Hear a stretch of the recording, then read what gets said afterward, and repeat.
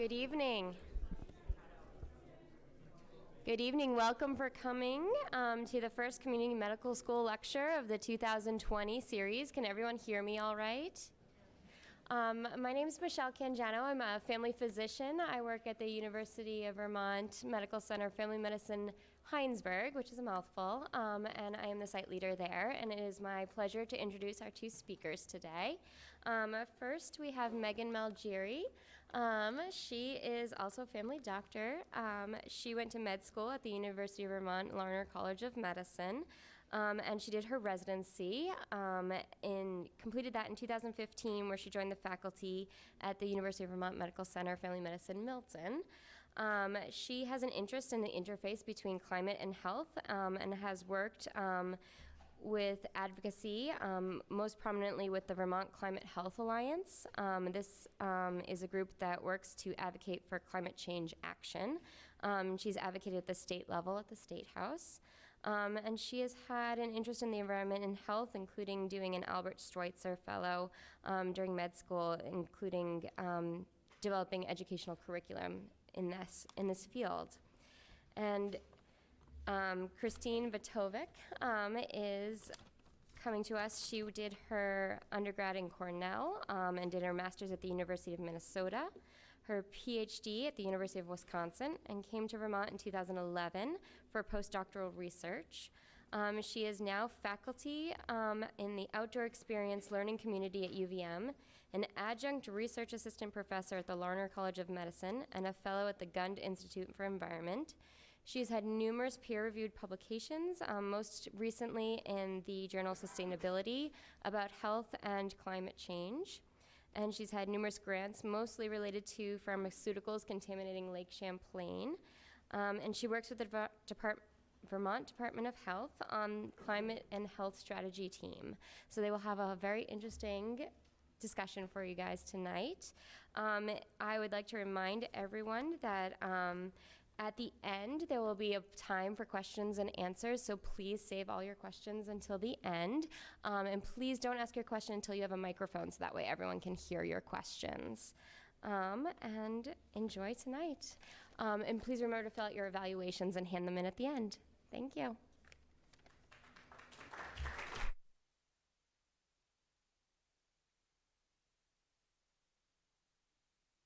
Good evening. Thank you for coming tonight to this topic here, and thank you, Michelle, for your warm introduction. So what we're here to speak about tonight is climate change, a 21st century public health emergency, and I'll get started.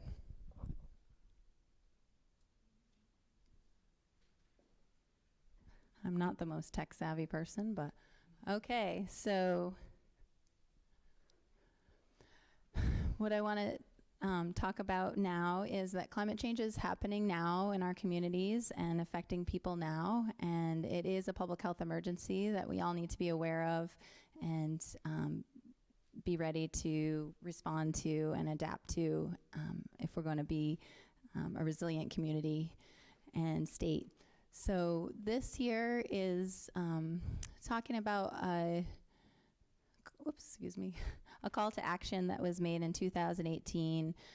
A group of 300 leaders in all different aspects of healthcare and the environment and national and international players got together and started to talk about how we need to address this public health issue. And this call to action began with the words, "Climate change is a global health emergency." And they went on with some pretty strong language about how if we don't address this crisis, we are going to be reversing some of the sustainable development goals, progress that we've made, climate change could cause widespread human suffering. And a very important aspect of this is that they'll be deepening health inequities. There are definitely certain populations that are more vulnerable to the impacts of climate change, and also they say here at the end that it can put at risk the environmental and economic systems that we depend on for our survival. So definitely kind of deep concerns there. And this call to action has now been signed by over 100 healthcare organizations and represents over 6 million healthcare providers in over 125 countries. So this is certainly a global health concern. The World Health Organization, every year they put out a list of top 10 threats to human health. And in 2019 here we have the list of the top 10 threats. And as you can see here, air pollution and climate change tops the list this year. So this is certainly of great concern for us. The American Medical Association, can everyone hear me okay? I'm projecting all right? All right, thank you. The American Medical Association has joined in with concern about this issue. And here is one of the leaders of, in the medical community on climate change and its impacts on our health, Jonathan Patz. He has served as, in the United Nations, a big panel called the Intergovernmental Panel on Climate Change that was organized by the UN to make a statement periodically about the state of the climate. And you may have heard about reports that they put out in 2018 and 19 about the state of climate change is really, a very dire situation going on with our the state of climate change. But he served on as a lead author for that for 15 years. But he's speaking about the global climate crisis here could be one of the greatest opportunities of our time. So he has a lot of hope when he looks into and discusses this issue. And we just taken some highlights out of this article about what he sees as potential tremendous health benefits from taking action on climate change.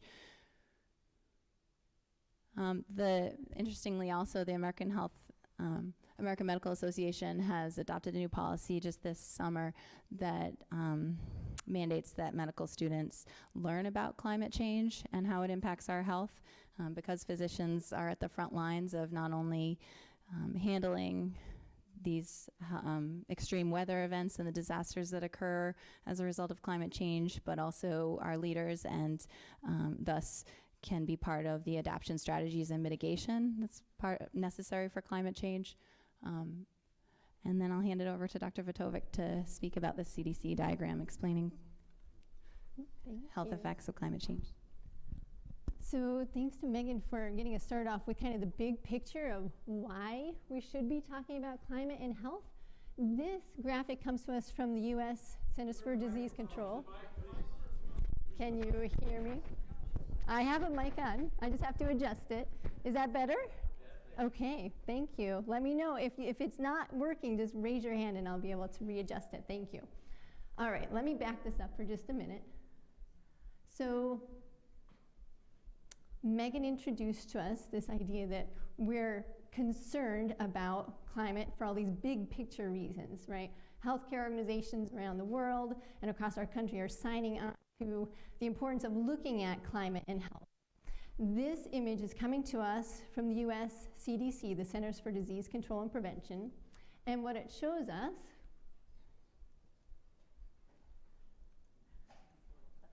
there it comes.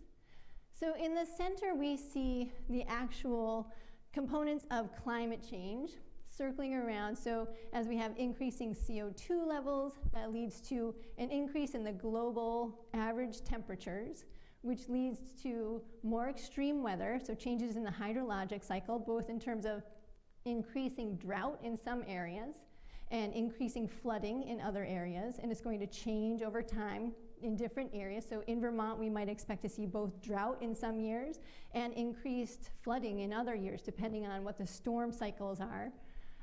Those, in turn, changes in the extreme weather cycles lead to rising sea levels, and then a continuation back into increasing carbon. So we're seeing this cyclical pattern and positive feedback loops in the increase in global temperatures.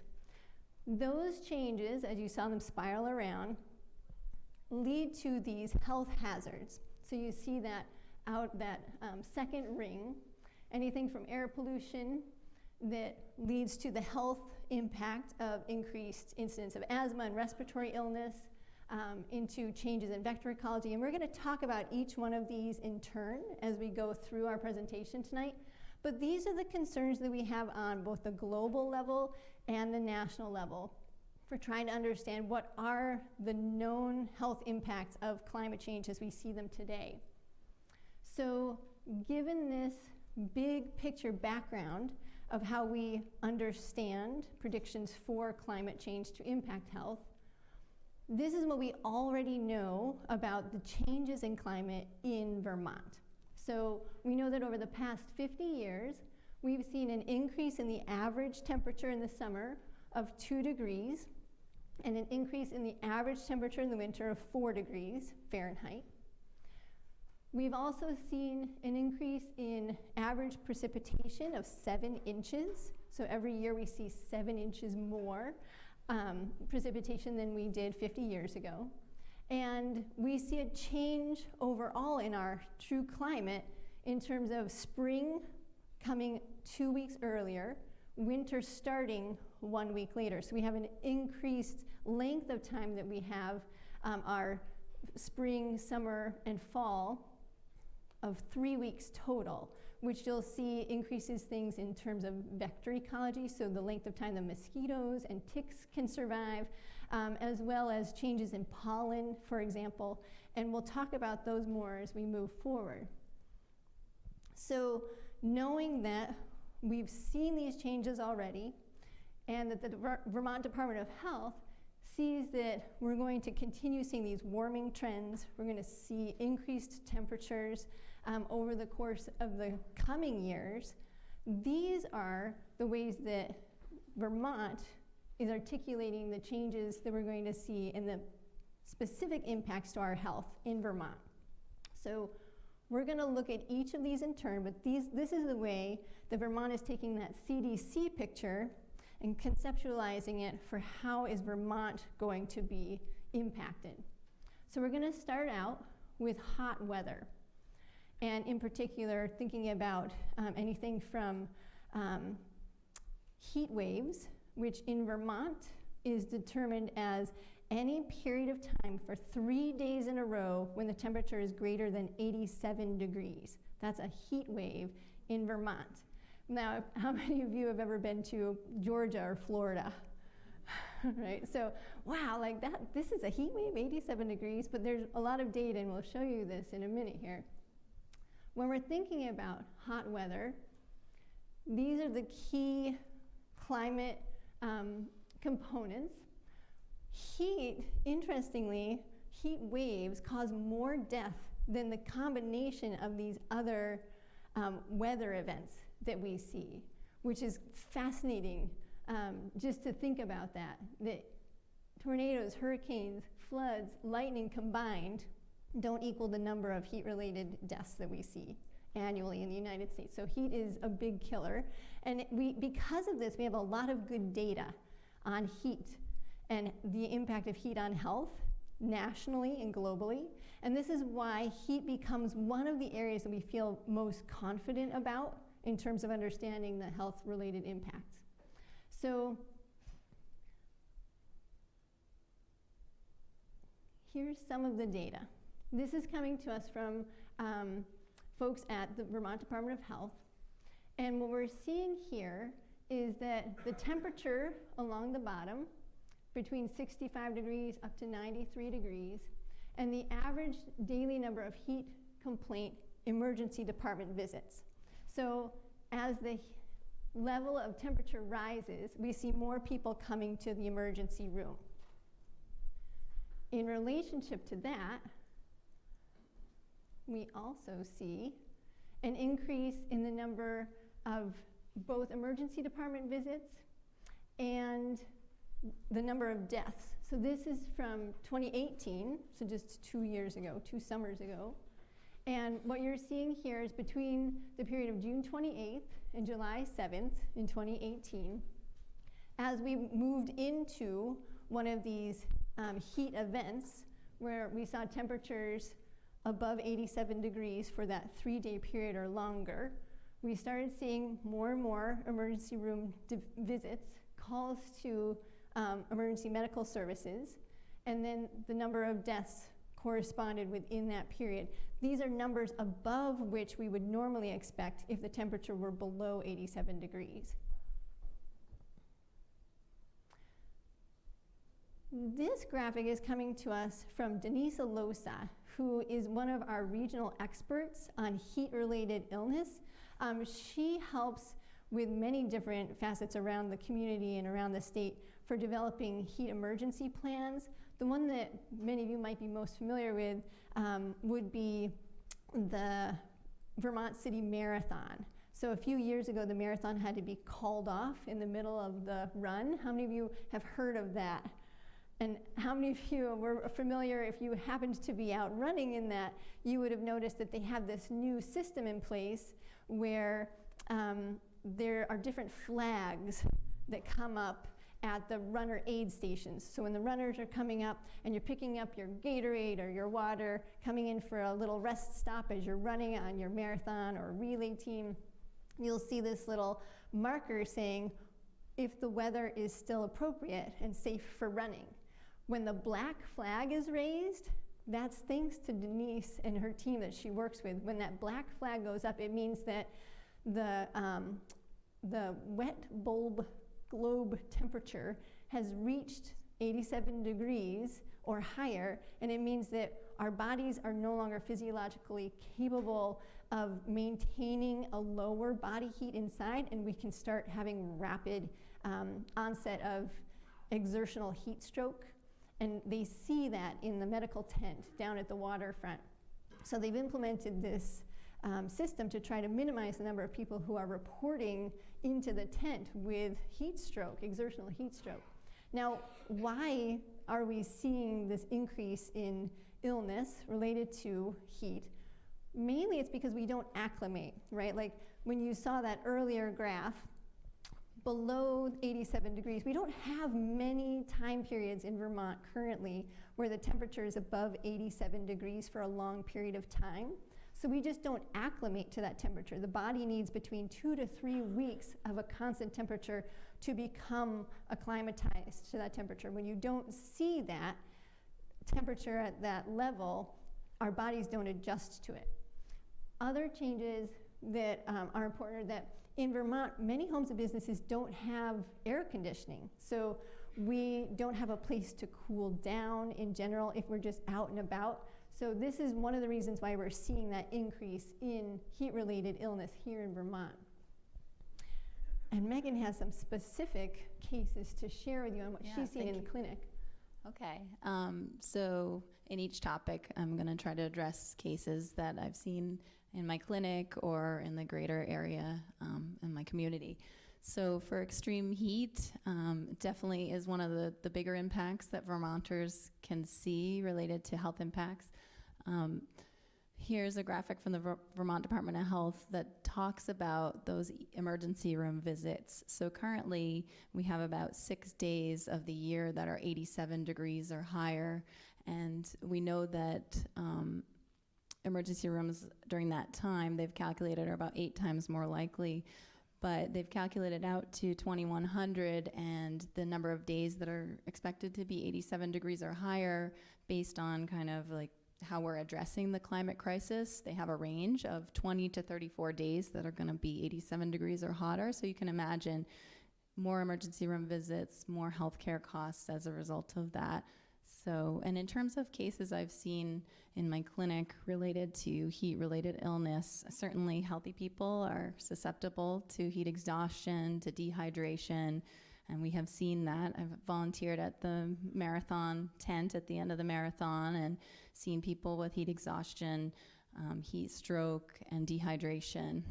And one case stands out in my mind of a young man who was running, had not trained. He admitted he had not trained properly, but decided to go for it for the marathon. But it was one of those years where it was hot, and this poor gentleman collapsed around mile 16 or 17 right after Battery Park Hill, ended up having a condition called rhabdomyolysis.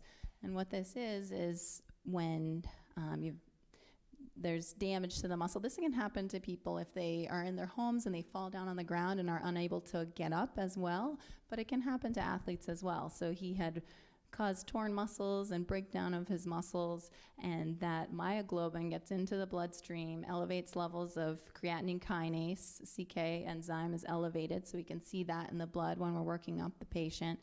And this, in turn, the kidneys have to process all of the components of our body, and they help to filter our urine. And so for this gentleman and anyone with most people with rhabdomyolysis get Coca-Cola colored urine, which is another clue of this disease coming on for somebody.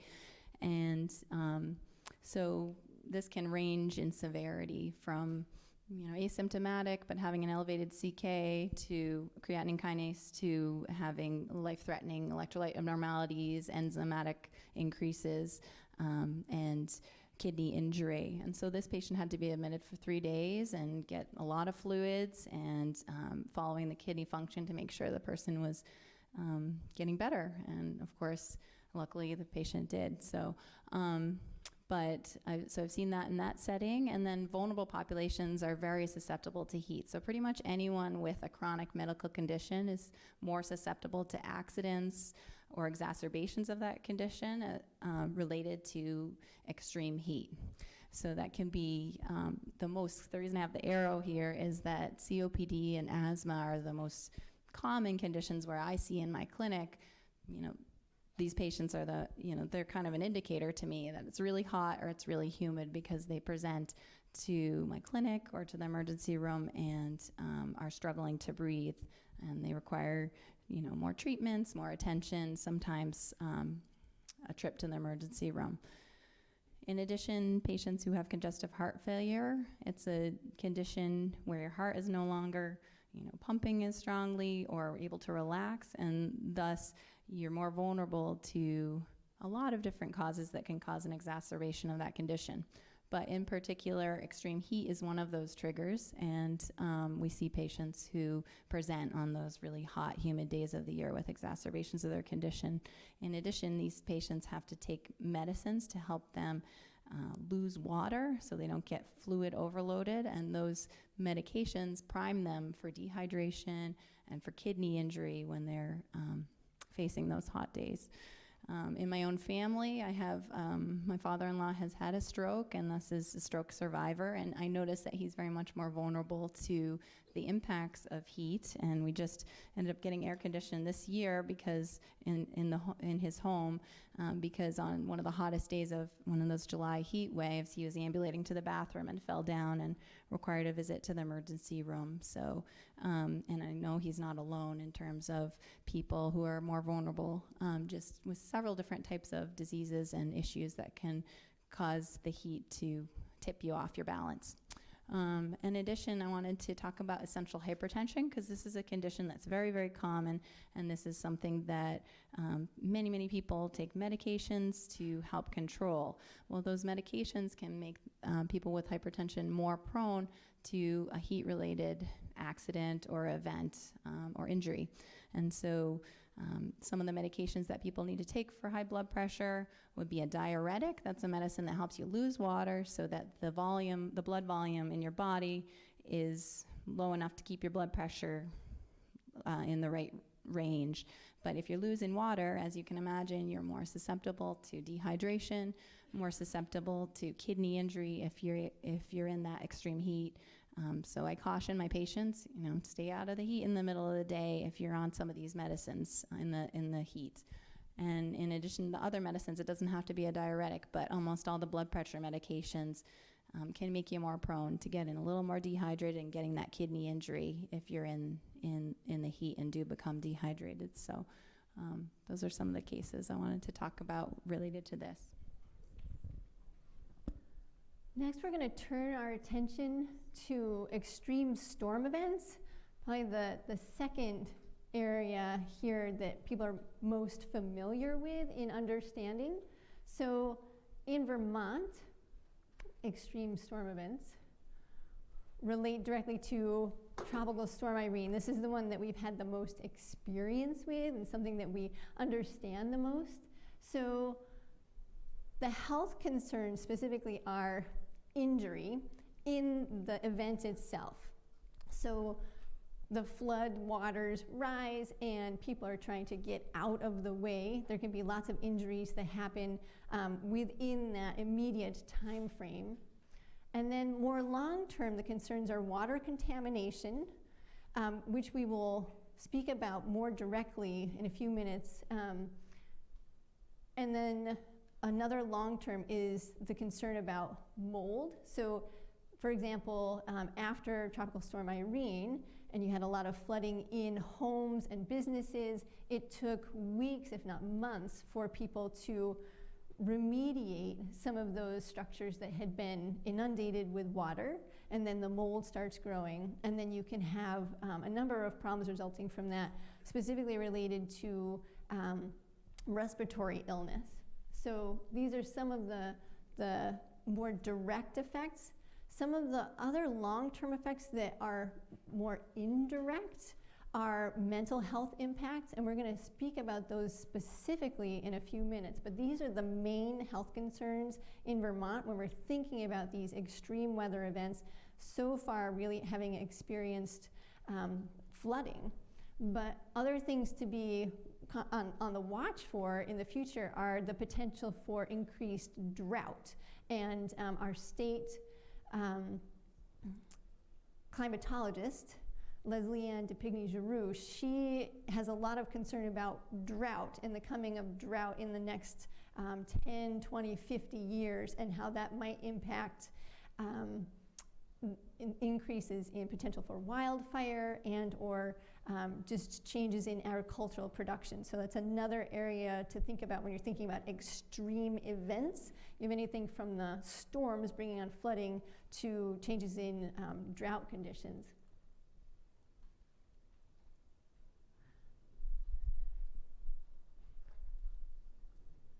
This was a graphic from the National Oceanic and Atmospheric Association that I found to be thought-provoking and discusses some of the extreme weather events that we've seen. It specifically talks about 2017 and specifically about the storms that were $1 billion or more in terms of economic damage. And as you can see, there are numerous storms here. But the most prominent in our media and of concern was Hurricane Maria, which impacted Puerto Rico and caused, power outages, lack of access to medical care, problems with water, sanitation, access to all of the services that we need to get by for over a month. So I just wanted to share that. And in particular, Hurricane Irene happened in 2011, and this was one of the biggest extreme weather events Vermont has seen. So I wanted to talk specifically about some of the impacts that we saw during Irene. So there were 6 deaths. There was extensive damage to buildings, mold growth in buildings, infrastructure damage, and power outages, other service concerns, and a lot of problems with contamination of our waters. And we can talk more about that later as well, and we will. And also damage to $10 million estimated damage to crops and farmlands, which is an important number for me because I work with a lot of farmers and should be important to all of us because our food supply is an important aspect of that. It had a much greater economic cost beyond that in Vermont, and then $7 to $10 billion overall in the trans-state estimated costs. These are just some pictures. This is from Waterbury, someone looking down on the waters. And this is a Bennington police officer looking at damage to the roads here and our infrastructure. In terms of cases with extreme storms, I practice in Milton, so we weren't as impacted by Hurricane Irene as the middle of the state and the southern aspects of the state. But I did have a patient who came to me 2 to 3 years later who had moved and established care, and she told me of a story of her experience with being stranded in her rental home during Hurricane Irene, and it really was quite a traumatic experience for her. This was a 20-something-year-old young woman, and she was stuck in her home. She wasn't able to get out because of the floodwaters, and she was thus had problems with accessing healthy, clean water. She had to boil on her her camping cook stove, because they had a lot of boil water notifications, and she had problems with that, and also was running out of fresh food as well. This was traumatic for her, and she was pretty surprised. She went into a bout of depression after that, and she was telling me this after she already had gotten through that, but the lingering impact for her was the kind of depressive episode afterward, just kind of as a young person feeling that sense of security being shaken from her, even though it was only, a week or so of her life, and it wasn't her house, it wasn't her livelihood that being impacted, but it was traumatic for her. So that was a case that came to me in clinic. I had a patient also in one of these higher precipitation events. It wasn't a big storm, but one of those times where there was over 1-2 inches of rain at once, and a patient of mine with the most severe classification of COPD who is on constant oxygen. His home had, his wife kept coming to me and saying, I think we have mold in our home. And so I encouraged them to contact the Vermont Department of Health to investigate into this. And they did have mold in their home after having a flood. So what they had to do was the whole family was then in one room of the trailer that wasn't impacted while they had weeks of, repair to the mold contaminated areas, which caused some strain to their family dynamic because their daughter lived with them. And then this was addressed. I can't tell you whether this patient, his wife had been concerned that his breathing had been worse, whether this was just a worsening of his lung disease or whether the mold had contributed to this. However, we do know that with people who have those vulnerabilities of having such compromise to their lungs, that mold is a trigger for exacerbations of those lung conditions. So that was a case I had in my clinic. And then I do take care of a lot of farmers. So although none of the farmers I take care of in my office had compromise with Irene, this still is an occupation where the relationship with the land and the weather events do really impact people's livelihoods, and gives people a sense of insecurity with these extreme weather events that, my livelihood depends on this. I can't afford to have a drought or extreme precipitation flood my fields. And certainly I have farmers who express uncertainty in their occupation.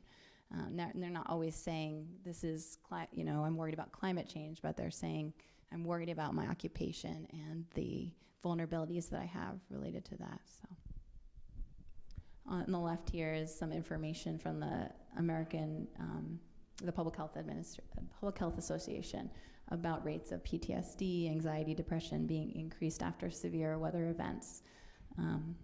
Thank you. Next, we're going to turn our attention specifically to air pollution and pollen as another concern here in Vermont. So when we're thinking about air pollution, this is globally the #1 concern for health and mortality rates globally of all environmentally related health concerns. So air pollution is a big concern globally. When we're thinking about it, we're really thinking about a couple things. First, we see up here this image coming from Delhi, where we saw in the past few months, major concerns over air pollution. When you're looking at an image like this, the thing that comes to my mind is particulate matter. So particulates it's like smoke, that black carbon, the small little tiny particles that go up into the air, and then when we breathe them in, they can get either lodged in our lungs or, depending on the size, so the ultrafine particles, which are 0.1 micrometers in size, which is, if you looked at a hair and divided it into 1,000 pieces in diameter, it'd be one of those 1,000 pieces. It's that tiny of a particle, these ultrafine particles. They're so small that they can pass through the lung directly into the bloodstream, carrying along with them all of those different chemicals that can then cause more concern systemically throughout your body. So you have that big picture of the particulate matter, the smog that you see in the air. The second concern really is with ozone. And so ozone is a good thing when it's way up in the stratosphere, right? So how many of you have heard of the ozone hole? So the ozone hole, we want ozone way up in the stratosphere because it protects us from incoming ultraviolet light. We don't want ozone here in the troposphere where we live and breathe, because here is not where it belongs. It belongs way up high. So there's two different problems. I just want to make sure that people are clear on that. We want ozone protecting us in the stratosphere. Down here, we get ozone when we have combustion. So you have your cars and electric plants that are burning coal. You have fossil fuels being consumed. And through that process of combustion, you have the release of VOCs, volatile organic compounds, and NOx, nitrous oxides. When you have those chemicals in the presence of warm temperatures and sunlight, it combines those chemicals into ozone. So ozone is 3 oxygens stuck together. When you breathe those in, it can have a number of different impacts on lung health and respiratory health as well. So these are like two of the primary concerns when we're thinking about warmer weather and concerns about heat inversions, where we're holding, where there's a weather system that comes in and it holds some of those particulate matters closer to the ground and they can't dissipate into the broader air. So these are all terms that I'm kind of throwing out there in case you're familiar with some of those things. We're also concerned about wildfire smoke, pollen, and then again, mold, which we've talked about a little bit before. But here are a few key things to think about here. So this is an image from 2018, so not that long ago, of the wildfires happening in California, and the jet stream bringing the smoke particles and that particulate matter all the way across the United States, where it's coming all the way over to places close to Vermont. A few years previous to this, we were seeing smoke impacting our health here from wildfires happening in Quebec. So even though we might not be having wildfires in Vermont at a given time, we can still be impacted. Our health can still be impacted by wildfires happening elsewhere because those particulate matter in particular is being carried through on the jet stream and just in the winds that are happening. So smoke is a major concern here, no matter where the fire might be happening. In terms of pollen, we're seeing that with increased global temperatures and then increase in growing season that we talked about before, 3 extra weeks of growing season, 2 weeks earlier spring, 1 week later winter, we have a longer time for plants to grow, more production of pollen, and then those things can add to the allergen load. What we've already seen in Vermont are that we're having increases in seasonal allergies. I saw this most recently in one of my pharmaceutical studies we were doing, and we were looking at pharmaceuticals coming down the wastewater stream, and we happened to be sampling during a 10-day period when it was the pollen season, but we didn't really think about that ahead of time. But halfway through our sampling, we all of a sudden saw this spike in the number of antihistamines coming down the pipe. And we were like, whoa, what just happened? And we went back and looked at the pollen record, and we saw that pollen hit about 12 hours before we started picking up antihistamines coming down the drain.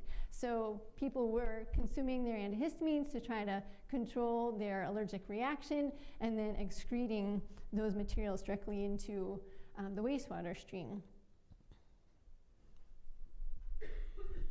In terms of cases related to air pollution and allergies, luckily we live in the Green Mountains here, and this is a very clean and we have the fortune of having pretty good air quality. That being said, we do have days where the air quality is diminished and impacts such as what Dr. Vatovec spoke of, where the wind patterns will bring wildfire smoke and other particulates into our environment. But in large part, we are spared from some of the more dramatic air pollution impacts, such as you hear about in Delhi or in some of the cities, New York City, other areas. But in my clinic, I do see more cases of new allergies, people who have never had allergies before, who are first time having allergies and are saying, what is going on with me? So they come into clinic to have that addressed.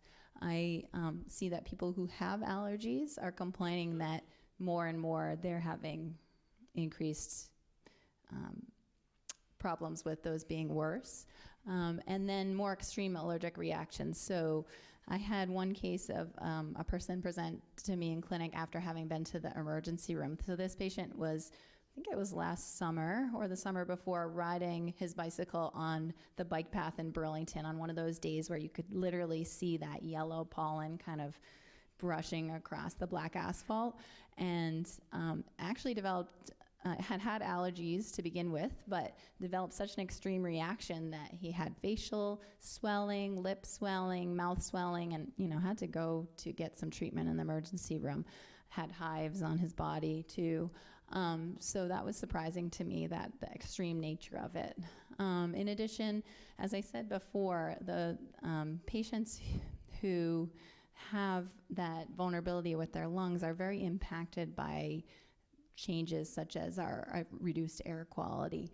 And in addition, patients, there's the atopic triangle, so people who have asthma, allergies, and eczema are very related, right? So people who have asthma often have allergies, and in turn, people who have asthma are more likely to be triggered by allergies to exacerbate their lung condition.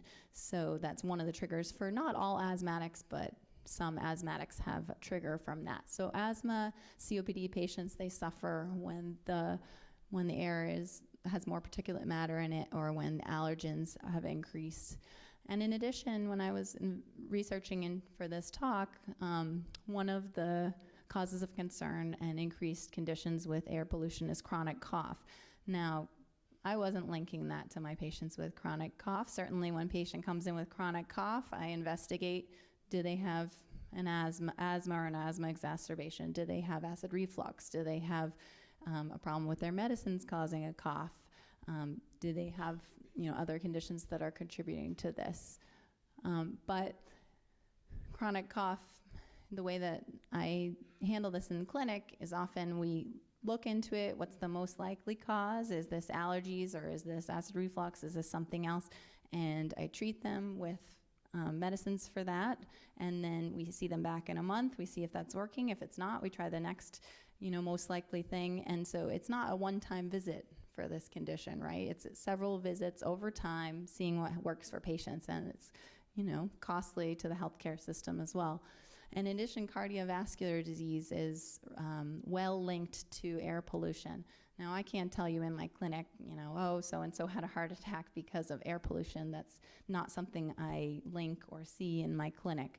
But the American Heart Association has published a policy statement in 2004 that they then updated in 2010 that very clearly shows links between air pollution and heart disease. So short-term impacts, such as increased risk of heart attack, increased risk of stroke, increased risk of arrhythmias and congestive heart failure, and then longer-term impacts that are more insidious, so increased atherosclerotic plaques in the heart blood vessels that is linked to air pollution. So certainly of concern and something that climate change increases that we see with as a side effect of climate change. So vector-borne diseases are those diseases that are spread to humans through arthropods, so little insects. Things like mosquitoes and ticks here in Vermont. And these are of concern because we're seeing an increase in the habitat availability for some of these species. For example, mosquitoes, as you see increased flooding events, you just have more pools of water where the mosquitoes can breed and survive.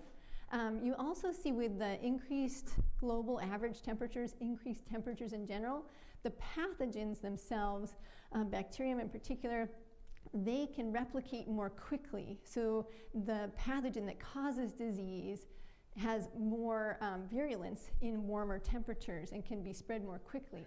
So there are a number of different concerns here in Vermont. Ticks spreading many different types of diseases, anything from Lyme to babesiosis and anaplasmosis. I want to just point out that malaria in particular is kind of interesting because, again, we're seeing the spread of the mosquitoes that carry malaria into areas that they either hadn't been before or that they had been eradicated from earlier. So the Centers for Disease Control, CDC, who can tell me where it is located in the United States? It's in Atlanta. Why is it in Atlanta? Because of malaria.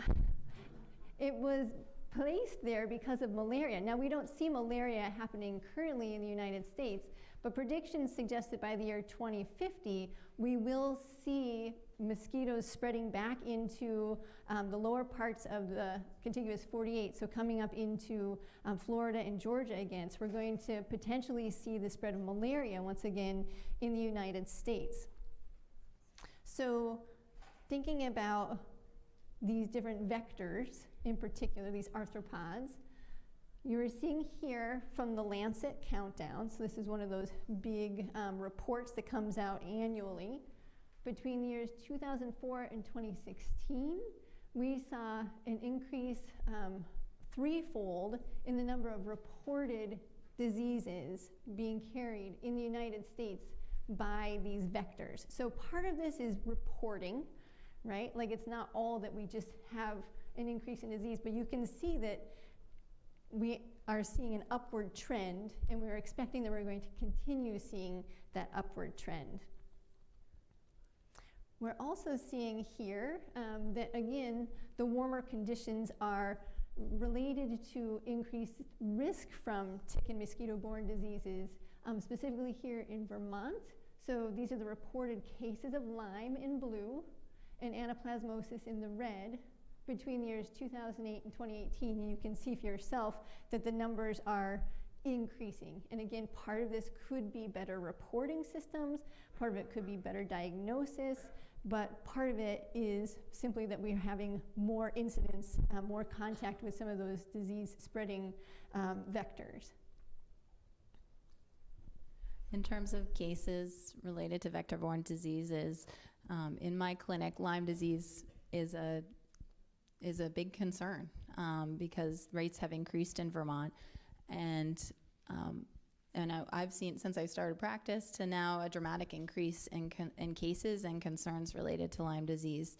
So certainly seen the target rashes, treated it, but also people have a lot of concerns. They call in, I have a tick on me. Our nurses have a particular protocol that we deploy because it's so common that people call in. So we have a protocol for that. When we treat with a prophylactic dose, when we treat for the condition, and it's certainly been on the rise. And in addition, I wanted to address the mental health impacts for this because we live in a wonderful environment. Most people love going out and being active, and this is just one of those things where it's hard because even though we want to get out there, people have real concern. I don't want to be exposed to Lyme disease. And in some of my more anxious patients, it's really something that they address and readdress and readdress. And I've even had a patient who moved from her country location to town because it was just too distressing to have ticks all over her pets and her kids and herself. That's an extreme case, but it certainly is something that we can all feel that kind of, oh, all right, so got to make sure we do the tick checks on the kids at night. In addition, anaplasmosis, I've only seen one person with this in my clinical experience, but I've certainly tested for it in a few more patients. This is another tick-borne, the vector that passes this disease is the tick, and it's a condition that can cause fevers and headache and body aches and feeling horrible for several days. And West Nile virus, luckily in Vermont, we have very few cases of West Nile. The Vermont Department of Health has indicated that we had 12 cases since 2011, so not a lot. But the interesting thing is that they survey mosquitoes for this disease, and that it's been found in every county in Vermont, and also continues to be detected in mosquitoes each year. But luckily, the passage rate is low there. So it is a cause for concern and something we're monitoring, but not a huge burden of disease. And I've had a colleague who's diagnosed that in a patient, but I haven't myself. In addition, we have a lot of concerns about Zika virus, not here in Vermont, but a lot of young people want to travel down to the Caribbean, to areas that have this. And the reason I say young people is that people of reproductive age are the most, cause for concern for Zika virus, mainly because the biggest implication is birth defects in terms of microcephaly and other birth defects that this can have on fetuses. So I've had young people come to the office and say, all right, we're getting married, having the honeymoon all planned out, going to the Caribbean, and then we pause and talk about, well-informed patients' concerns about the Zika virus. How long do I have to wait till after I come back before we can, plan to conceive, for example? And so we go through that process of planning for them, and it can impact people's family planning decisions. So it's certainly something we have a lot of questions about. So in terms of water and foodborne diseases and cyanobacteria, we're going to group these together because there are some similarities in terms of how we're thinking about them. So we're really thinking about this in relationship to flooding events. So when you have a large storm and you have a lot of water running off of, say, an agricultural field or out of a manure lagoon, and the manure overflows, and now it goes either into the surface waters, the lakes and rivers that are then used and it come in contact with vegetables and that sort of thing growing in the field nearby, or when you have a combined sewer overflow, like we see here in Burlington, when you have your sewer system directly combined with the stormwater system. When you have a large storm event, that water comes down the pipe, and the wastewater treatment plant cannot handle all of that water, so you'll have an overflow, or you might have basically untreated sewage entering into your lake or surface water, rivers and such. That's where you see the concern, because you're going to see an increase in bacteria like E. coli, for example, coming into potential for drinking water.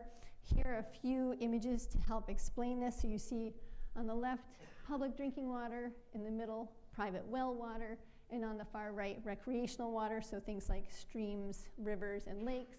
And you see that E. coli increases in its detection level as the precipitation event increases. So far right, when you're seeing those dark blue bars, it means you've had a heavier rain, and as the rains increase, you're going to see that increase in the E. coli, both in anything from the public drinking water all the way through your recreational water. For cyanobacteria, yes, cyanobacteria is a big concern in Vermont because we know Lake Champlain and other waterways have been impacted by cyanobacteria. So a combination of the warmer water temperatures, which you can see in the center here, changes in Lake Champlain over the decades. Many areas are a lot warmer than they used to be. And in combination with what Dr. Vatovec was talking about with runoff, so the excessive nutrients runoff from increased precipitation events, plus the warmer waters create conditions for these algal blooms, which release cyanotoxins that can be dangerous for both people and for pets. And so that's some information there. And in terms of, just to talk about the cyanobacteria here, the effects you can see and that we've seen are rashes or throat. You can have liver problems if you're taking in too much of this water, or if it's not known that this is an area where the algal blooms are happening and you're swimming. There have been deaths of animals related to that. So if you see the signs saying that there's cyanobacteria, you really need to heed those. And I know I'm not the only family that's come up to the beach and had to turn around and change your day's plans because of this. But in terms of water and foodborne illnesses, this is a great cause of concern because of the increased precipitation that we have in the state of Vermont and that we can expect. So we have about 500 cases in the state each year, and these increase in related to climate-related events. So if we have those increased precipitation events, or if we have huge storms, the rates of diarrhea and of nutritional difficulties do increase.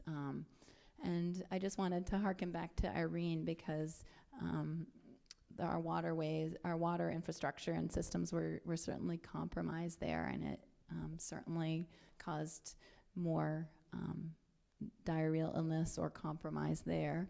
And in terms of the water and foodborne illnesses, I wanted to mention also back to that case with that patient after Irene who had that sense of kind of water and food insecurity. Those big, large storms can cause that sense for people and also cause that trauma. In terms of food problems, crop yield can be affected, and I talked about farmers. Some of this crosses over and through different impacts from climate change. Finally, we're going to talk about the last of these health impacts, which is mental health. So mental health is a major concern, mainly because it's one that we haven't really thought about a lot, and we haven't gotten a lot of research on and trying to help people. So I just want to introduce to you some of these key areas of concern with anxiety, depression that happen to, for example, storm survivors, people who have survived these large events, wildfire survivors. We're seeing an increase in a number of different health problems. I want to just define for you this term solastalgia. This comes to us from Australia, where currently we know they're experiencing major wildfires. Solastalgia is a term that means it's like an existential loss or dread over changes in your home environment. So when you look out your window and you see that things are changed and they're different, the environment has been devastated in some way, this is the term that we're using to describe that existential dread that comes with it, the solastalgia. And vulnerable populations really include all of us. Anyone who undergoes some sort of major impact like this can be vulnerable to it. People who are more predisposed are going to be folks who have some prior mental illness, or just anybody who is experiencing one of these events. I have a postdoc, Christine Carmichael, who has done some really great work interviewing people in Waterbury, Vermont, who survived Tropical Storm Irene, in Detroit, Michigan, where they had survived different flooding events, and out in California, people who had survived wildfires. And what we're seeing is that from her research, mental health is the #1 concern of people even years after the event. So this is the data here. You'll see each of these is one of the areas that we asked people about in surveys and interviews to try to understand what are your concerns now, years out, And at the bottom, you'll see here, stress, depression, and mental health impact are the #1 concern in each of those areas. So Waterbury, 92% of the people who we surveyed are most concerned about mental health effects, and that PTSD, anxiety, depression, just fear that another event is going to happen. Detroit, 55%, and then out in California, 82% of people were concerned about mental health. In terms of cases related to mental health, the patients I feel have the most concerns in my office and bring this up are people who already struggle with a mood disorder, so people who are depressed or people who are anxious, because they're already seeing the world through that lens of fear or of kind of hopelessness. And so these news articles and discussions about the state of the world, the state of climate, really hit hard to those populations, and they really struggle. In addition, our youth are very concerned about this, and I see that in the office too, people having concerns. I already talked about the patient I had who talked about her experience with Irene and the depression that followed for her after kind of getting through that traumatic incident. And so this here is a picture that I got off the New York Times article, and that's former Governor Schnabelin. And he's standing in front of a house of a person in Vermont, and that marker there, my husband was part of the response after Irene, and he said that, you know, all the houses all along the whole Waterbury, Rochester, all down to Bennington area had this mark on them if they were going to be demolished. And so you could just see this kind of stigmata of the houses where people's homes were going to be destroyed, and they were totally too damaged for beyond repair. And it was really kind of sad to look upon that devastation. And so these are real people, real homes that were destroyed, and their lives having to put that all back together again. It's pretty traumatic. And you can see that this person's home, they have children, because you can see a little pink bike there and see a little floaty device. So I have a clip here that I could play from Brave Little State. They have a time where people vote on questions, and some person asked, what are the climate impacts we see in the state of Vermont? So it's a great clip. I don't think I have time to play it right now, but this is speaking of the mental health concerns that this couple brings up after they had 2 flooding events and eventually decided they wanted to relocate and sell their home, which was difficult because who wants to buy a home in a highly flooded area?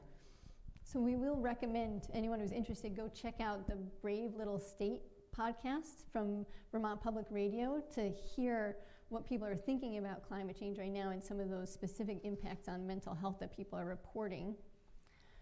So those are the main ways that we're seeing health being impacted on that global scale and down to the more local Vermont scale.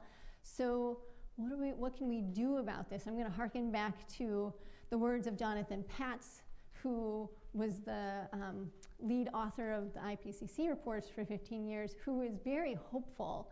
And he says that addressing these problems can be the greatest health opportunity of our time. So let's kind of break that down a little bit. The way that I think about this is the idea that if we want to envision our future world as being a healthy place for all people, what does that mean? For us to be healthy, for us to flourish as human beings, we really need a healthy environment. Anything from having that clean air, clean water, having biodiversity that both gives us food and protects us from pathogens, because if you have more diversity in a system, you won't have as many problems breaking down. Resilient ecosystems. If you have a wetland, we saw some research from the Gund Institute here at UVM, areas during Tropical Storm Irene, if you were in a town that had a well-functioning, healthy ecosystem just upstream, the wetland would absorb the water, and then you would be in a community that didn't suffer flood damage. If you were in a place that the wetlands, the natural native wetlands, had been decimated, built over in some way, that flood water just came straight down the pipe, down the river, and would wipe out areas. So making sure that our systems are resilient. having green spaces. Vermont is very fortunate. We have a lot of green, wild land out there that improves our mental health. There's a lot of great evidence in this, and stable climate is the key thing that supports them all. So we have this opportunity to re-envision what does it mean for us to be healthy humans, and knowing that it will require us to have a really healthy and abundant environment. But having that healthy environment depends upon our actions as individuals and communities and nations. So from there, we're going to harken back to that statement that we borrowed from Jonathan Patz, that we have this opportunity, and these three key areas that will have a tremendous impact on reducing carbon emissions to mitigate climate change, they all have tremendous health benefits. We like to stress that no matter if we have people we're talking to in the general population that believe in climate change or don't believe in climate change, it doesn't matter, because the things that we can do will improve our health. They happen to also help with climate change, but it doesn't matter if you don't believe in climate change. It's going to help you as an individual, and it has this bonus. So let's think specifically about reducing air pollution. I said before that air pollution is the #1 cause of death globally.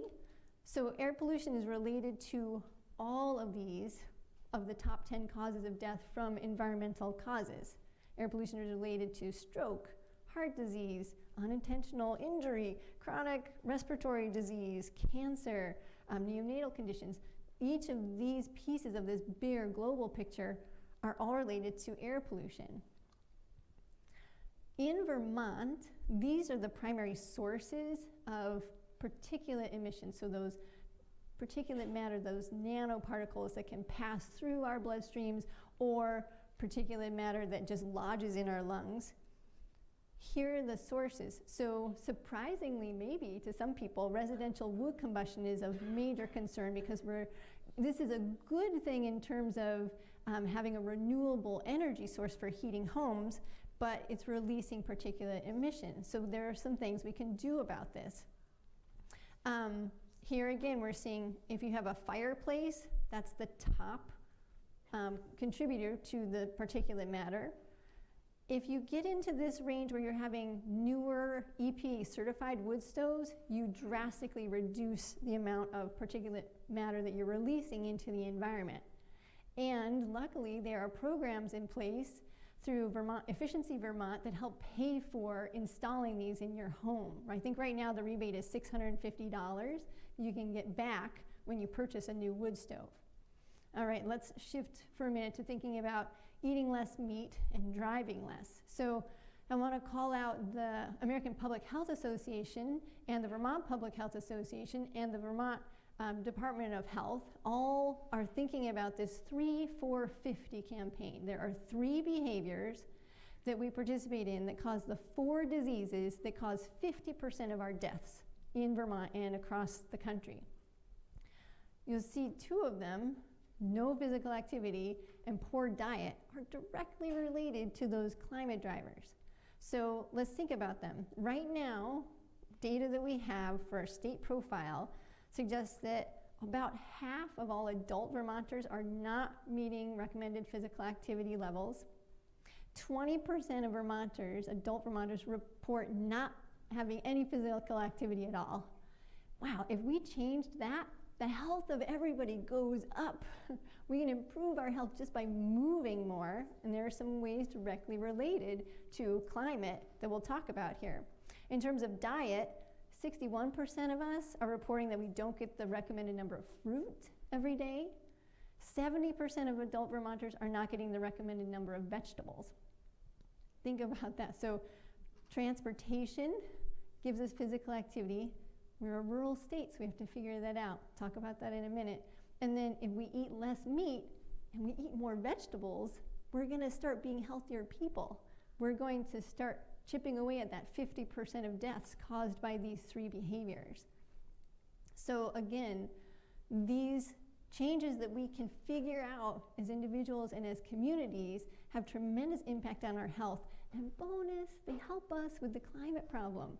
whether or not you believe in climate change. So looking at our greenhouse gas emissions by sector, we see that transportation is the #1 contributor of greenhouse gases, followed by the heating and cooling of homes and buildings, and then agriculture, the way we produce electricity, industrial processes, and waste. So let's focus on just a couple of these here. Transportation. If we can meet the transportation goals that we have set forward in our comprehensive energy plan, we will save 2,000 lives by the year 2050 from these health-related impacts. We'll save $1.1 billion in avoided healthcare costs and decreased productivity because we're ill. And we'll have 38% decrease in carbon emissions. And there you see the goals on the right-hand side. Increasing our walking, our active transportation, and busing, more community efforts. I want to point this out because electric vehicles are a key component of decreasing the greenhouse gas emissions, and they're an important part of specifically Burlington's plans right now. And it's important to know that electric vehicles alone are not going to save the day. We need that innovation as part of the puzzle, but we also need to increase active forms of transportation as well. Here's one piece of that in trying to understand how does active transportation fit in. This comes to us from the European Cyclists Federations, where they've been able to calculate in grams and kilometers. So I have not converted this, but we can convert that to American numbers.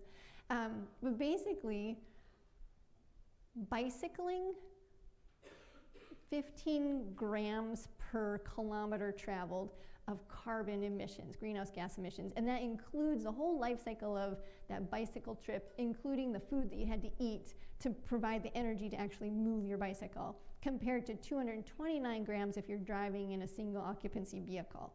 So there's a big difference in the carbon output. And again, it makes us healthier. In terms of the building thermal, this means insulating our homes. It's really about insulation and then ventilating to bring in fresh air. So some of the key things that we're seeing here are we're going to reduce our energy bills by insulating our homes better. We're going to have better control of the temperature, improved air quality by increasing the ventilation systems. And I want to shift here so we have all of this information here, but this is the kicker for me. We're actually going to save a lot of money over a 10-year period for the amount of money that you spend insulating a home and increasing the ventilation in a home to bring in fresh air.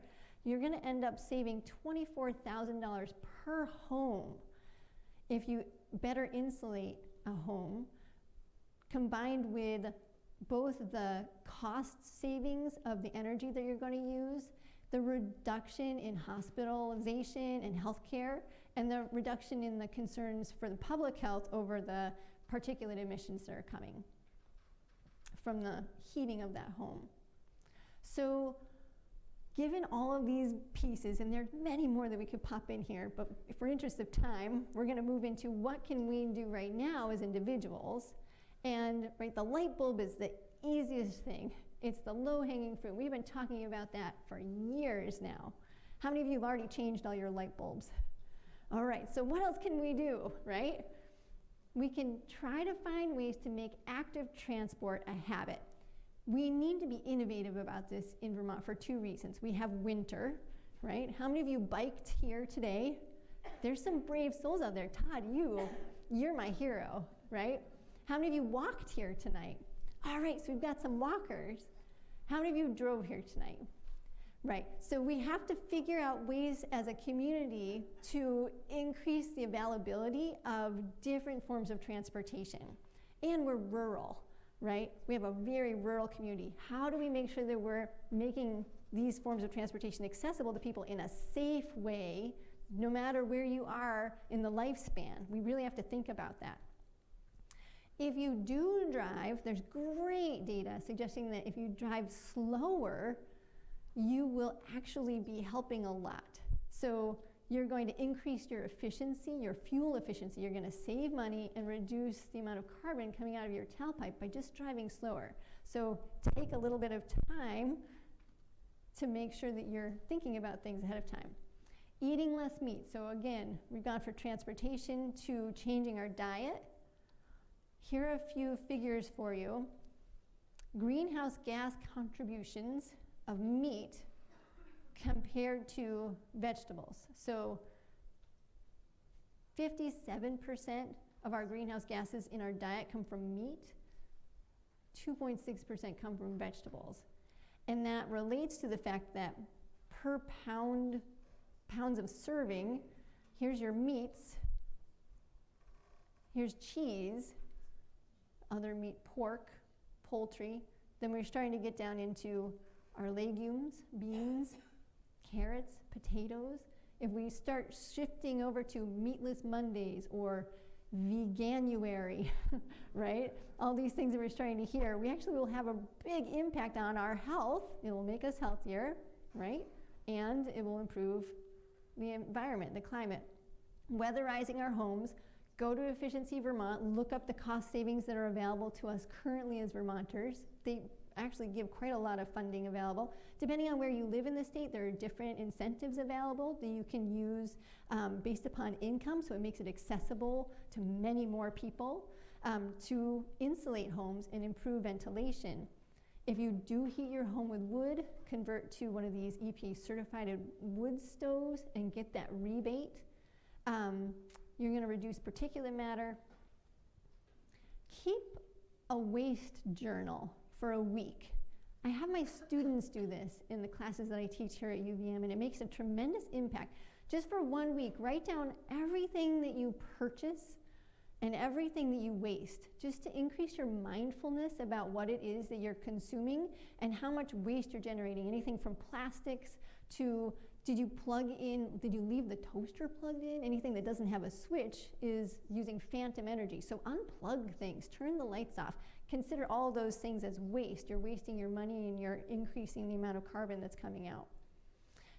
You know, find ways to support local agriculture, because that's going to decrease food miles and also helps to support these more sustainable agricultural systems that are using less pesticides and fertilizers, for example. And choose activities that will increase your happiness, that don't have a carbon footprint. This is an activity that I have my students do again, and I've published on it recently, because often we start to equate environmentalism and being friendly to the environment with sacrifice. And then people don't want to do it, right? It's like, I have to give up all these things. I have to give up convenience. I have to give up all these things that make me happy in order to save the planet. Well, who wants to do that? Some people will, but many people won't. Well, here are some things that I have great data on, and I'm happy to show you, that if you do these things, your well-being goes up and you can actually see it. I will give you the survey that you can do for yourself before and after to see that pre-post change in your own happiness within minutes. Your happiness goes up, and you can do these things with zero carbon footprint or very minimal carbon footprint. At the community level, we want to make sure to implore you to vote. Vote. It's one of the most important things you can do, especially if you're concerned about climate change. And make sure you're sharing your voice, talk to your representatives, and share your concern about climate change. So, harkening back to what Dr. Vatovec said about decreasing your speed when you're driving, I think this is an important point. One of our family friends is on a rant about this. Fewer miles per hour equals less carbon. So she put up a statistic talking about 20 to 25% increased efficiency if you're driving 60 versus 75 miles per hour. That is important, and that's something you can do. You don't need to go buy an electric car to save 20% efficiency on your car. So he actually gave me a few bumper stickers before that he must have made. So there's 4 of them if you want them. And in addition, I wanted to talk about some data that came out from the Department of Public Service this year, hot off the press. So the Green Mountains, we're not doing our part to reduce our greenhouse gases. And we are a small state, but this matters, all right? So we need to contact our legislators and say, oh, wow, look at this graph. We have not reduced our greenhouse gas emissions at all, and in fact they're increasing. And then they haven't got the finalized data yet on this report, but this is a quote from the report saying, based on the forecasted emissions data from 2017 and 18, greenhouse gas emissions are expected to increase further over the next 2 years. So that there's no sign of any decrease in our greenhouse gas emissions. So our politicians can talk to us about how they got the first electric bus and this and that, but we need to see these numbers going down. And this is for Vermonters' health. So these are the targets that Vermont statute put into law in 2005. The first one is that bright red triangle. We've already missed our target there. So they have these statutes in the law that we are not having any, there's no accountability there. We're not meeting them. And then Governor Scott, after President Trump pulled out of the Paris Agreement, he signed on with a bunch of governors, 50, I think at least, the U.S. Climate Alliance pledge. And so there's that little, I actually placed this in the graph, so this isn't part of the Department of Public Service, but that's the goal that he has, that he signed on to and committed to. And we're going up still. So there's no accountability in our legislature right now. There is two legislative initiatives that are coming into the state legislature this year. One is the Global Warming Solutions Act, and that actually, the whole point of it is to provide some accountability so we can have some commitments there that lawmakers have to abide by to actually get reduction in there. And the other is the TCI. Don't make me say what that is, but it's a regional commitment that we would have with 12 other states to work on our transportation and reducing greenhouse gas emissions there. So I would just encourage you to contact your legislators. I do this on the 20th of every month, which is the same day of the climate rally. That was an international climate rally with 7 million people who showed up to say, we need action on climate. And this can be really simple. It can be, hello, Governor Scott, I want you to take action on climate. Sincerely, your name, and especially if you're a healthcare, associated with healthcare, that's important. Or it can be complex. You can look into the Global Warming Solutions Act and decide whether you support that or not, and go from there. So that's that. We also encourage you to write an editorial, talk to your friends and neighbors, get more people thinking about climate change and health in particular, and that these things make us healthy, and they happen to help the climate as well. Support people-centered growth, trying to find ways in our communities to improve health, make things walkable, make things bikeable, support initiatives that will improve transportation options for people who live in rural areas, no matter what age people are, and build community. This is going to be really important as we move forward. Check in on your neighbors during a heat wave. Make sure people are okay. Know the names of your neighbors. Check in on people if you know that there's going to be some sort of flooding event or storm event coming, or winter storms. Is everybody okay? Are you ready? Do you have enough food? Do you have everything that you need? Build community with your neighbors now. Support and join organizations in your town. Think about the planning that's happening in your town for climate readiness, support the sustainable businesses in your area, and then sign the call to action at climatehealthaction.org, as Megan was suggesting. And here's a quote from Greta Thunberg that we've seen. Many of us have probably seen this before, and we very much want to leave you with a hopeful message that the things that we can do are going to improve our health, and we can do this, and we can take action together.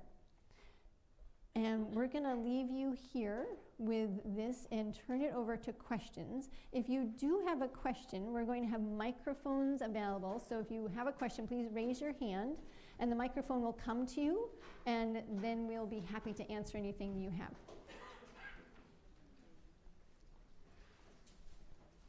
Raise your hand if you want to ask a question, and I'll bring the microphone to you.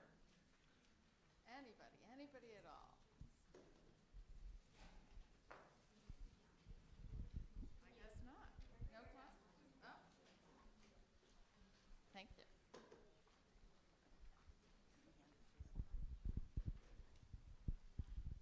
I particularly liked your section on actions, the last 10 slides or so. Can you get those online? Yes, they're Thank you. We'll be posting the PowerPoint presentation, the resource guide that was handed out to you as you walked in, and the video link on our website at med.uvm.edu/community_medical_school. It's on all of our marketing materials, on our Facebook page, on our Instagram account, and on our Twitter feed.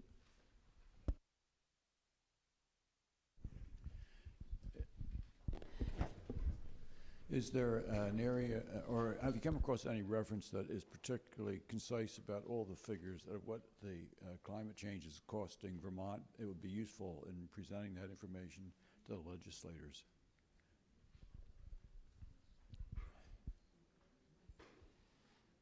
Because the governor keeps saying it costs too much. He doesn't want to raise taxes, and yet a disaster is a hidden tax. That's a good point. I don't know of a particular resource where we can go to look at the costs of climate-related events, but I certainly think it is a good argument. Does anybody have any sources that they know of? we're looking for a concise source that has all the different data available on the cost components. This could be an area that we can have our students put together, because if there isn't one and we don't necessarily, I'm not aware of one place to go, but this is very helpful in thinking about creating something that would then be available to people. So thank you for that suggestion. It's on. So relative to cost, I thought the Puerto Ricans did a wonderful job showing the actual cost of the hurricane was by comparing their baseline in previous years to what happened, not just during the hurricane, but a year afterwards. There's still effects. You showed the effect of Irene only killing 6 people. Is that really what the cost was?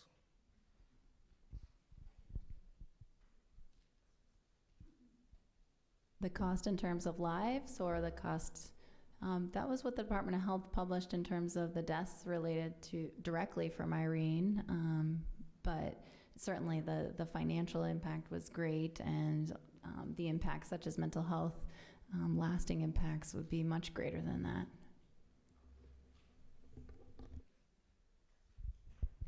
In answer to the question about where the information might be found about the cost, the total cost, I'm pretty sure that that Legislative Climate Solutions Caucus put that information out.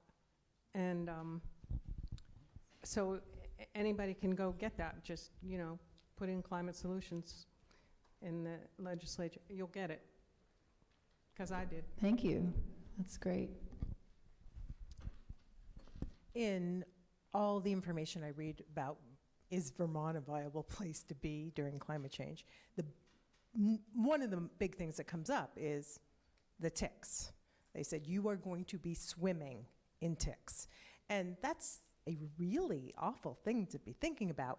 Is there any hope? I mean, I actually am embarrassed. I hope most people don't mind me saying this, but I have this fantasy of the president's daughter getting bit by a tick, and I don't want her to get Lyme disease, but where is the money for something that is so unbelievably affecting every one of us, and especially the children? It's awful. Is there any hope? I will say I am very hopeful. I will recommend one resource. New Hampshire Public Radio put out, I think it's a 7-part podcast series called Patient Zero, that goes through the history of Lyme disease and what's currently happening in Lyme. Highly recommend it. It's very well done. Patient Zero, which gives a lot of background information about Lyme in particular, and the problems with Lyme, and problems of diagnosing Lyme, and treating Lyme, and chronic Lyme, and all these different pieces. So I'm hopeful because it's part of my vision to make sure that people feel safe and welcomed into the environment. Because my concern is that the more fear we have about going out into the environment and coming in contact with ticks, the less likely we are to go out and enjoy this beautiful world that we live in. And I very much want to be working with people on Lyme towards that goal of making sure that we aren't concerned. There are a number of different possibilities for minimizing contact with ticks. Part of it is understanding the tick life cycle, which I'm happy to talk to people about, knowing and understanding when ticks are feeding and at what times in their life cycle they're feeding that can actually give you the bacterium. Their first feeding, you can't actually get it because they need to pick it up from a host like a white-footed mouse first. So it's not until they're a little bit larger in their later instars that you can actually start getting Lyme disease. So spreading knowledge and awareness about Lyme, making sure that people are using preventive approaches when they're out, tucking your pants into your socks, right? Like that's a pretty easy thing to do to feel comfortable going out into the environment, staying on trails during the time when they're more likely to be out there, and having the bacterium within them that can then spread to you. So I think awareness is important, and I think that there are several different preventive approaches that are available to us. There's a lot of research being done at the Carey Institute right now to try to minimize the spread of the bacterium from the white-footed mouse and chipmunks and other sources of the bacterium into the tick population. So there's research being done.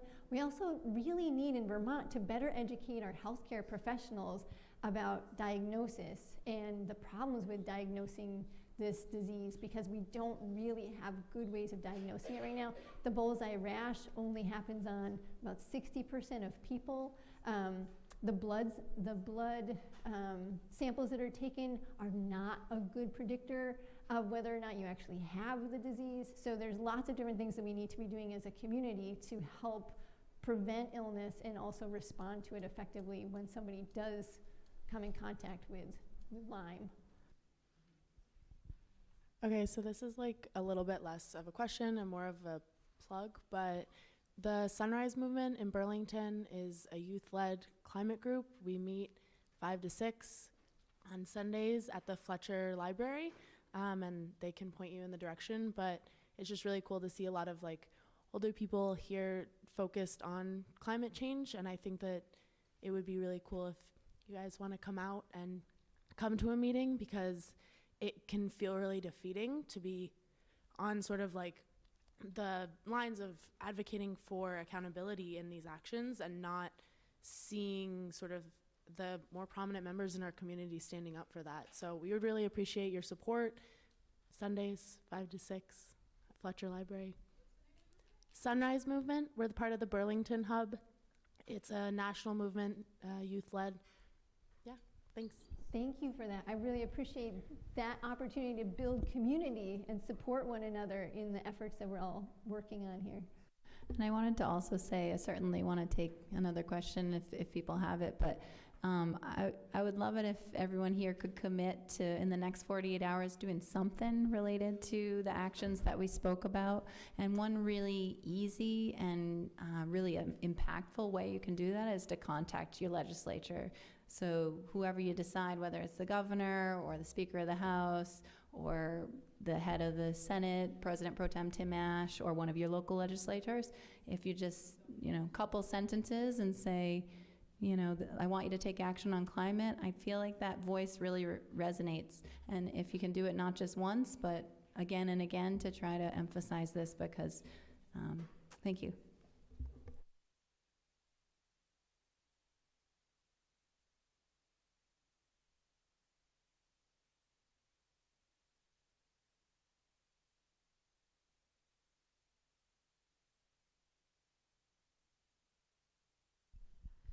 I just had a question about, I saw on one of your slides, eco-anxiety. Could you maybe provide a little bit more insight about that? Like, is this going to be like potentially an anxiety diagnosis for people at some point? Just like, is it different from like a generalized anxiety disorder per se? Yes, this is now a well-known term that we use. Eco-anxiety, climate grief are both terms used in the medical literature. Now, I'm not sure if that's in the DSM guidelines yet, but it certainly is a condition along with the solastalgia that is used. And I'm working with a psychiatrist out of Boston on presenting at a conference later in May about eco-anxiety and climate grief. So it certainly is, and from her perspective, her community, it's something they talk a lot about, more so than in my spheres. So I think it is a separate condition and something that everyday people are facing in terms of how do you grapple with the reality that we have, we're all in this together, 7.7 billion people impacted by all of our collective actions, and how do we reconcile that? How do we work to take actions and not get caught in that kind of hopeless space of despair that we all sometimes vacillate into? But I hope that helps.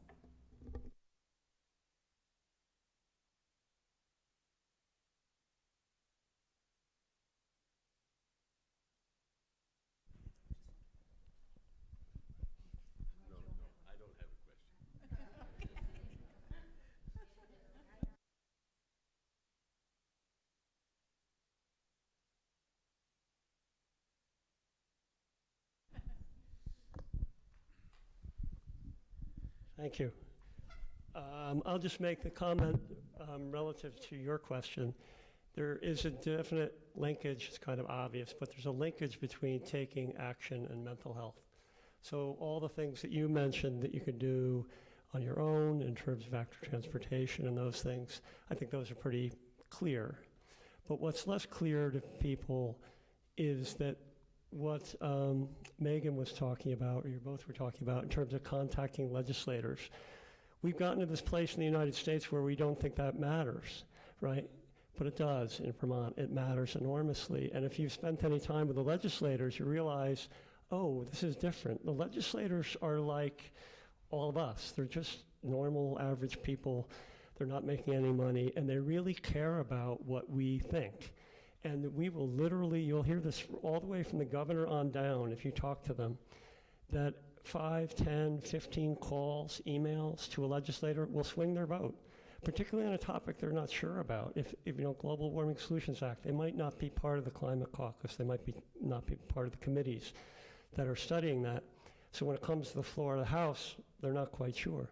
5, 10, 15 people calling their legislators, and when that bill hits the floor, it's going to change their vote. And I've heard that not just in Vermont, but in other big states like Massachusetts, 5, 10, 15 calls.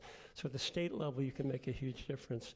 So hopefully some of these bigger bills will pass, and that's a great way to feel great, like, well, I made a phone call, and then 2 months later the bill passes, and I made a big difference.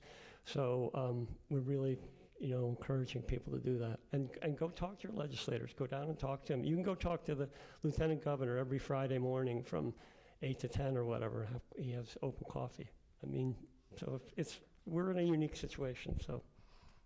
I want to just support that statement and say that Dan Quinlan, who just made this announcement, he's the founder of the Vermont Climate and Health Alliance, which he's trying to get a number of people around the state in healthcare and health organizations to sign on and start pushing our legislature harder. So I absolutely back what Dan is saying and encourage everyone, just like Megan has said, within the next 24 to 48 hours, make a commitment right now that you're going to do something. Make a call, send a message out, and just contact people to let them know what you're thinking and why it's important to you, and link it back to health and link it back to the economic piece. We're gonna save money and we're gonna save lives if we move on climate, and it can be just as simple as that. So thank you, Dan, for bringing that up.